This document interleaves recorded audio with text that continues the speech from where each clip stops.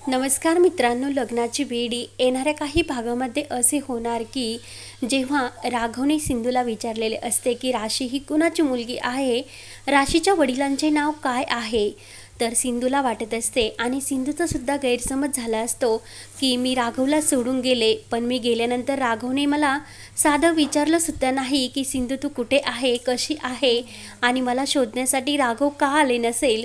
सिंधूचा सुद्धा खूप मोठा गैरसमज होतो की राघवने ती गेल्यानंतर लग्न केले आणि त्याला लग्नानंतर एक मुलगासुद्धा झाला, पण राघवने काहीच केलेले नसते. राघव सिंधूला म्हणत असतो की सिंधू, मी तुझ्या आठवणीमध्ये पूर्णपणे स्वतःला विसरून गेलो होतो. माझी अशी अवस्था झाली होती की मी फक्त जिवंत दिसत होतो, परंतु माझ्यामध्ये जिवंतपणाचे कोणतेही असे काहीच हे सत्य नव्हते आणि एका मेलेल्या माणसासारखी माझी स्थिती झाली होती. मी रात्रंदिवस सिंधू तुझाच विचार करत होतो.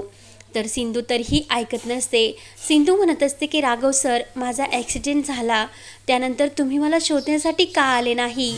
राघव म्हणतो की सिंधू, मी तुला शोधण्यासाठी आलो होतो, पण तू मला खरंच दिसलीसुद्धा नाही आणि जे काही मेलेल्या लोकांची यादी होती त्या यादीमध्ये तुझे नाव होते आणि ते नाव बघितल्यानंतर माझी अवस्था अशी झाली की मी काहीच स्वीकारू शकत नव्हतो आणि मी त्याच क्षणी सिंधू मला सोडून गेली आणि माझी अवस्था खूप अशी भयानक झालेली होती.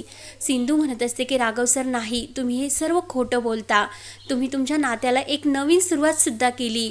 राघव म्हणतो की नाही सिंधू, आणि राघवने जो काही वंश असतो त्याला एका अनाथ आश्रमामध्ये तो वंश सापडलेला असतो, म्हणजे तो सिंधू आणि राघवचाच मुलगा असतो आणि ॲक्सिडेंटमध्ये जे काही बाळ हे अनाथ आश्रमात ते टाकले गेलेले असते तेव्हा सिंधू राघवला ते बाळ सापडलेले नसते, पण हे सत्य शेवटी सर्वांसमोर येणारच असते.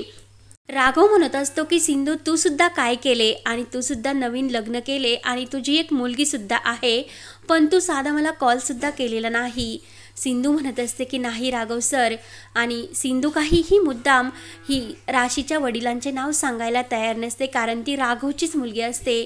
ज्याच वेळी सिंधूने घर सोडलेले असते त्याचवेळी सिंधू ही प्रेग्नेंट असते आणि तिला तिकडे गेल्यानंतर ते सत्य समजून राशी मुलगी झालेली असते.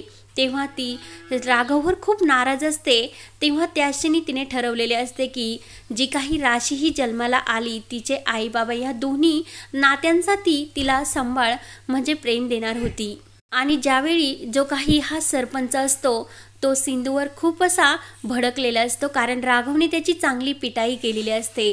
तेव्हा त्याने असा प्रण घेतलेला असतो की सिंधूला कुठेतरी चांगला धडा शिकवायचा आणि त्या राघवला सुद्धा, कारण त्यांनी या गावात आपल्याला तोंड दाखवायची जागा ठेवलेली नाही अशी त्याची अवस्था राघव आणि सिंधूने केलेली असते. तेव्हा राघव आणि सिंधू हे गप्पा करत असतात आणि ज्यावेळी राघव, सिंधू आणि वंश राशी यांना बाहेर फिरण्यासाठी जायचे असते तर ते गुंड बाहेर लपून बसतात आणि राघवच्या गाडीचे दोन्ही चाक ते पंक्चर करून टाकतात. तर राघव म्हणतो की हे असे कसे शक्य आहे, एकाच वेळेस गाडीची सर्व चाके ही कशी पंक्चर झालीत, म्हणून राघवला मोठा धक्का बसतो आणि त्याच क्षणी सिंधू आणि ह्या राशी वंश तेथे येतात आणि राघवला काय झाले असे विचारतात. तेव्हा त्याचवेळी मागून ते गुंड हल्ला करतात आणि ते गुंड लगेच राखीला उचलतात. राघव लगेच त्या गुंडांना मारण्याचा प्रयत्न करतो, पण त्यातील एक गुंड राघवच्या डोक्यावर जबर अशी काठी बसवतो आणि राशीला तेथून ते गुंड उचलून घेऊन जातात. तर सिंधू खूप रडत असते की राघव, आपल्या मुलीला वाचव, ती आपली मुलगी आहे. तर राघवला खूप मोठा असा धक्का बसतो आणि राशी ही आपली मुलगी असण्याचे सत्य त्याला समजते. तर लगेच सिंधू, राघव आणि वंश हे जे गुंड राशीला गाडीवर घेऊन किडनॅप करून गेलेले असतात त्यांचा पाठलाग करत असतात आणि जो काही सरपंच असतो तो मध्ये गाडीत येतो आणि राशीला आपल्या गाडीत घेतो. राघव, सिंधू विचार करतात की जे काही राशीला गाडी घेऊन गेली ते गुंड कुठे गेले, म्हणून त्यांच्या गाडीचा पाठलाग करत मागे येत असतात, पण ते गुंड हे राघव, सिंधू यांना हुलकावणी देतात. सिंधू लगेच त्या सरपंचाला फोन लावते आणि माझी मुलगी कुठे आहे ते सांग आणि तिच्या जर जीवाला काही झाले तर मी तुला सोडणार नाही अशी धमकी ती सरपंचाला देते। सरपंच म्हणतो की मला का विचारते, तुझ्या मुलीला मी का किडनॅप करेल आणि तुला तर दिवसभर अशी समाजसेवा करावी लागते, मुलीकडे तुझे तर अजिबात लक्ष नाही। तर सिंधू म्हणते की बाकीचे बोलण्याची तुला कोणतीही अधिकार नाही, त्यामुळे फक्त राशी कुठे आहे ते सांग। तर तो जो काही सरपंच असतो तेव्हा जो काही सरपंच गुलाबराव असतो त्याचा मोबाईल हा राशीजवळ पडलेला असतो। राशी तो मोबाईल घेते आणि त्या मोबाईलवरून जे काही लोकेशन असते ते सिंधूच्या मोबाईलवरती पाठवते। तर सिंधूला खूप आनंद होतो। राघव म्हणतो की खरंच राशी खूप हुशार आहे। तर लगेच राघव म्हणतो की तू माझ्या मोबाईलवर ते लोकेशन पाठव। तर सिंधू म्हणते की राघव तुमचा तोच नंबर आहे का? राघव म्हणतो की सिंधू मी माझा नंबरसुद्धा बदललेला नाही आणि मी सुद्धा बदललेलं नाही, तुझा खूप मोठा असा गैरसमज झालेला आहे। तर राघव सिंधू त्या ठिकाणावर येऊन पोहोचतात। तर राशीला खूप असे बांधून त्यांनी एका म्हशींच्या खूप अशा मोठ्या दांडक्याला राशीला बांधून ठेवतात आणि राशी खूप उंचावर असते आणि जेव्हा ते दावही सुटणार असते तेव्हा राशी ही खाली पडणार असते। तर राघव राशीला हा लगेच वाचवण्याचा प्रयत्न करू लागतो। सिंधू राघव त्या गुंडांची खूप धुलाईसुद्धा करतात, मात्र त्यातील एक काही गुंड असतो तो लगेच हा पिस्तूल धरून राशीच्या डोक्याला लावतो आणि राशी लगेच त्याच्या हातावर एक खूप मोठा दगड बसवते आणि लगेच तो गुंड परत हा वंश असतो त्याला धरतो।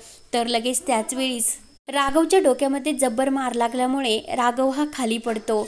तर सिंधूसुद्धा त्या गुंडांची खूप धुलाई करत असते आणि राशी ही सुद्धा राघव आणि सिंधूला मदत करत असते, कारण ती खूप धाडसी असते। तर वंशसुद्धा हा खूप घाबरलेला असतो। सिंधू जोरात म्हणत असते की राघव आपल्या मुलीला वाचव। तेव्हा लगेच राघव घाईने धावतच जातो आणि सिंधूला म्हणत असतो की सिंधू तू काळजी करू नको, राशीला काहीच होणार नाही। तर इकडे सिंधू लगेच त्या गुंडांची चांगली धुलाई करते आणि वंशला त्यांच्या ताब्यातून सोडवते।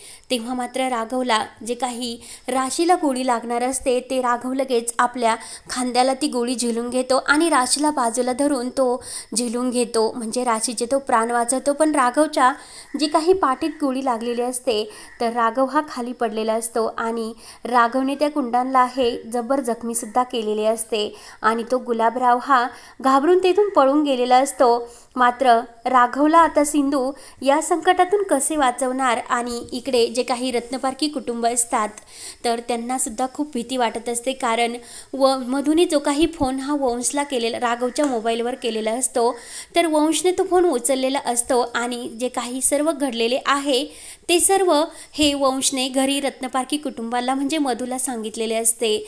तर मधू आणि रत्नपारखी कुटुंबसुद्धा तिकडे यायला निघलेले असतात आणि राघव, सिंधू, राशी, वंश यांचा जीव धोक्यात आहे हे जेव्हा सत्य समजते तर सर्वजण घाईने तिकडे राघवला वाचवण्यासाठी निघलेले असतात। तर आता राघवचा जीव सिंधू कशी वाचवणार आणि सर्व रत्नपारखी कुटुंबासमोर सिंधूचे सत्य कसे येणार हे पाहण्यासाठी आपल्या चॅनलला नक्की सबस्क्राईब करत राहा। धन्यवाद।